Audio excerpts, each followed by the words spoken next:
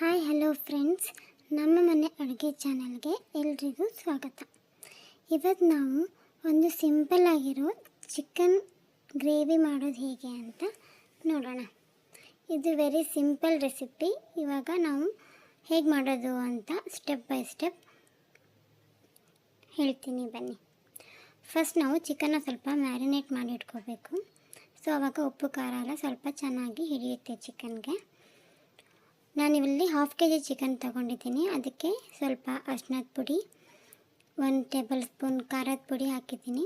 ಮತ್ತು ಸ್ವಲ್ಪ ಇವಾಗ ಚಿಕನ್ ಮಸಾಲ ಪೌಡರ್ನ ಹಾಕ್ತಿದ್ದೀನಿ. ಒಂದು 2 ಟೇಬಲ್ ಸ್ಪೂನ್ ಆಗುವಷ್ಟು ಚಿಕನ್ ಮಸಾಲ ಪೌಡರ್ ಹಾಕ್ತಿದ್ದೀನಿ. ಇವಾಗ 1 ಟೇಬಲ್ ಸ್ಪೂನ್ ಉಪ್ಪನ್ನ ಹಾಕಿ 15 to 20 ಮಿನಿಟ್ಸ್ ಮ್ಯಾರಿನೇಟ್ ಮಾಡೋಕ್ಕೆ ಇಡಬೇಕು.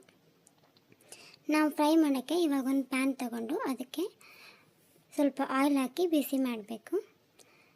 ಇವಾಗ ದಾಲ್ಚಿನ್ನಿ ಎಲೆಗಳನ್ನ ಸ್ವಲ್ಪ ಹಾಕಿ ಮತ್ತು ಒಂದು ಆನಿಯನ್ ಸ್ಲೈಸಾಗಿ ಕಟ್ ಮಾಡಿರೋ ಆನಿಯನ್, ಒಂದು ಫುಲ್ ಆನಿಯನ್ನ ಹಾಕಿ ಫ್ರೈ ಮಾಡ್ತಾಯಿದ್ದೀನಿ. ಇವಾಗ ಸ್ವಲ್ಪ ಆನಿಯನ್ ಕಲರೆಲ್ಲ ಚೇಂಜ್ ಆಗೋ ತನಕ ಚೆನ್ನಾಗಿ ಫ್ರೈ ಮಾಡಬೇಕು. ನೋಡಿ, ಸ್ವಲ್ಪ ನಾನಿಲ್ಲಿ ಕರಿ ಲೀವ್ಸ್ನ ಹಾಕ್ತಿದ್ದೀನಿ. ಟೇಸ್ಟ್ ಚೆನ್ನಾಗಿ ಬರುತ್ತೆ ಅಂತ ಸ್ವಲ್ಪ ಕರಿ ಲೀವ್ಸ್ ಹಾಕಿದ್ದೀನಿ.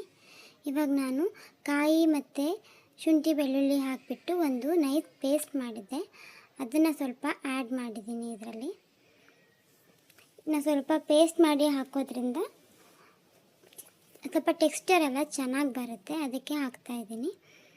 ಇವಾಗ ಟೊಮೆಟೊ ಕೂಡ ನಾನು ಸ್ವಲ್ಪ ಪೇಸ್ಟ್ ಮಾಡಿ ಹಾಕಿದ್ದೀನಿ.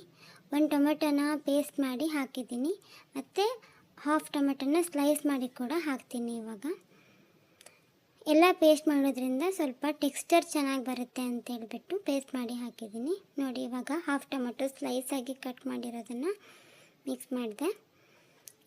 ಟೊಮೆಟೊ ಎಲ್ಲ ಸ್ವಲ್ಪ ಚೆನ್ನಾಗಿ ಬೇಯೋ ತನಕ ಮಸಾಲೆನ ಚೆನ್ನಾಗಿ ಬೇಯಿಸಬೇಕು. ಮತ್ತು ಇವಾಗ ಸ್ವಲ್ಪ ಕೊತ್ತಂಬರಿ ಸೊಪ್ಪನ್ನ ಹಾಕ್ತಿದ್ದೀನಿ. ಅದು ಕೂಡ ಹಸಿ ಫ್ಲೇವರ್ ಹೋಗೋ ತನಕ ಸ್ವಲ್ಪ ಚೆನ್ನಾಗಿ ಬಾಡಿಸ್ಬೇಕು. ಇವಾಗ ಮ್ಯಾರಿನೇಟ್ ಮಾಡಿಟ್ಟಿರೋ ಚಿಕನ್ನ ಅದಕ್ಕೆ ಸೇರಿಸ್ಬೇಕು. ನೋಡಿ, 20 ಮಿನಿಟ್ಸ್ ಮ್ಯಾರಿನೇಟ್ ಮಾಡಿದ್ದೆ ಚಿಕನ್. ಇದರಿಂದ ಅದಕ್ಕೆ ಉಪ್ಪು ಖಾರ ಎಲ್ಲ ಚೆನ್ನಾಗಿ ಹಿಡಿಯುತ್ತೆ. ಇವಾಗ ನಾವು ಮಾಡಿರೋ ಮಸಾಲ ಎಲ್ಲ ಚಿಕನ್ಗೆ ಚೆನ್ನಾಗಿ ಹಿಡಿಬೇಕು. ಆ ಥರ ಚೆನ್ನಾಗಿ ಅದನ್ನ ನಾವು ಮಿಕ್ಸ್ ಮಾಡಬೇಕು. ಇವಾಗ ಮಸಾಲಾನ ಮತ್ತು ಚಿಕನ್ನ ಚೆನ್ನಾಗಿ ಮಿಕ್ಸ್ ಮಾಡಬೇಕು. ನೋಡಿ, ಈ ಥರ ಚೆನ್ನಾಗಿ ಮಿಕ್ಸ್ ಮಾಡಬೇಕು.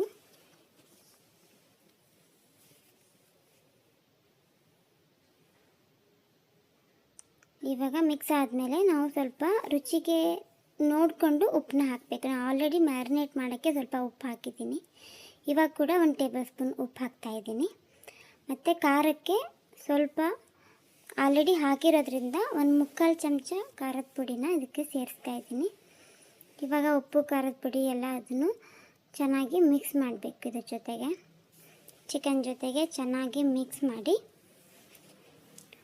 20 ಮಿನಿಟ್ಸ್ ಬೇಯಿಸೋಕ್ಕಿಡಬೇಕು. ಯಾಕಂದರೆ ನಾವು ಚಿಕನ್ನ ಮೊದಲೇ ಬೇಯಿಸ್ಕೊಂಡಿಲ್ಲ, ಇವಾಗಲೇ ಬೇಯ್ತಾ ಇರೋದು. ಒಂದು 20 ಮಿನಿಟ್ಸ್ ಚೆನ್ನಾಗಿ ಬೇಯಿಸಬೇಕು. ನೋಡಿ, 20 ಮಿನಿಟ್ಸ್ ಆದಮೇಲೆ ಚಿಕನ್ ಈ ಥರ ಚೆನ್ನಾಗಿ ಬೆಂದಿದೆ. ಚಿಕನ್ ಕರಿ ಇವಾಗ ರೆಡಿ ಇದೆ. ನೋಡಿ, ಸಿಂಪಲ್ ಆಗಿರೋ ರೆಸಿಪಿ. ಚಿಕನ್ ಎಲ್ಲ ಚೆನ್ನಾಗಿ ಬೆಂದಿದೆ. ಇವಾಗ ಇದು ತುಂಬ ಸಿಂಪಲ್ ಆ್ಯಂಡ್ ಈಸಿ ರೆಸಿಪಿ. ನಾವು ದೋಸೆಗೆ, ಚಪಾತಿಗೆ, ಅಕ್ಕಿ ರೊಟ್ಟಿಗೆ ಅಥವಾ ರೈಸ್ಗೆ ಯಾವುದಕ್ಕಾದರೂ ಹಾಕ್ಕೊಂಡು ತಿನ್ಬೋದು.